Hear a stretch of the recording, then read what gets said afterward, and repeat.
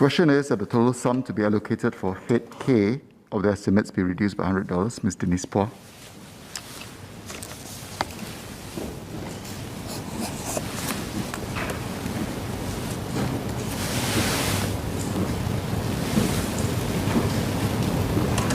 Chairman, sir, what would be the ideal education system for Singapore if we were starting from a clean slate?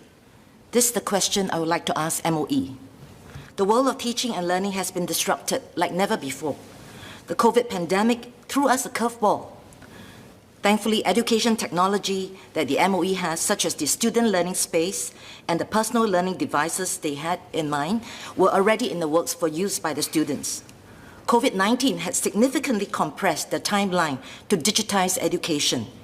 And ground challenges like educator, student, and family readiness are not uncommon.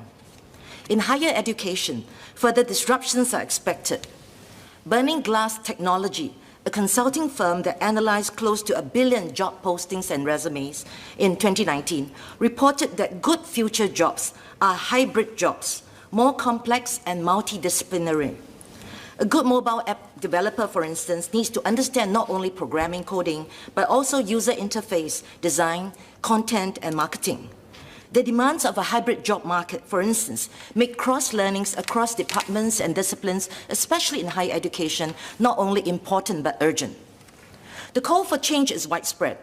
In the United States, Khan Academy's Sal Khan, who was a visionary ahead of his time in creating individualized online student learning, free, called the need to, 1, make available personalized and tailored education at a mass scale, citing a list of good quality online resources developed in the US.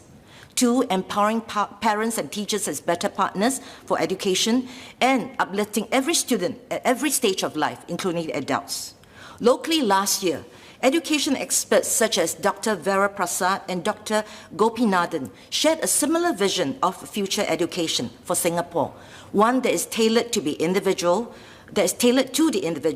learning anytime, anywhere, at any age.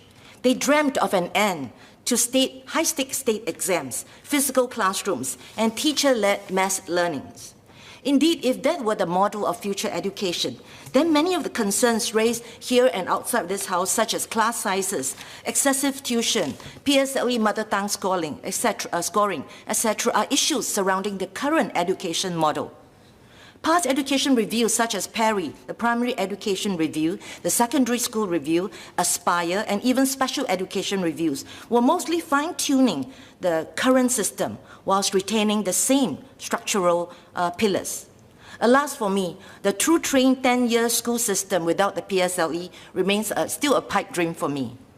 Dr. Prasad and Dr. Gopi, both former MOE staff, concluded that it would be challenging to transform Singapore's education system for the very reason that it is so well established.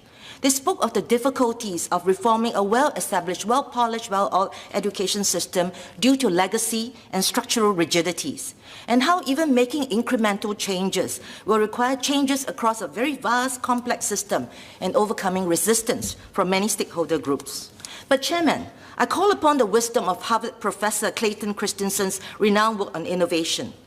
The good professor convinced many senior leaders, some of whom are in government, that even the most outstanding companies with established products can become irrelevant unless they know how and when to abandon traditional business practices. Hence the need for what he calls disruptive innovation. I totally understand the wisdom of not throwing the baby out with the bathwater. But in the face of changes that come so fast and furious, there's merit to consider some disruptive innovation. I therefore ask MOE to conduct a national exercise to answer the question of what would be the ideal education system for Singapore if we were starting from a clean slate.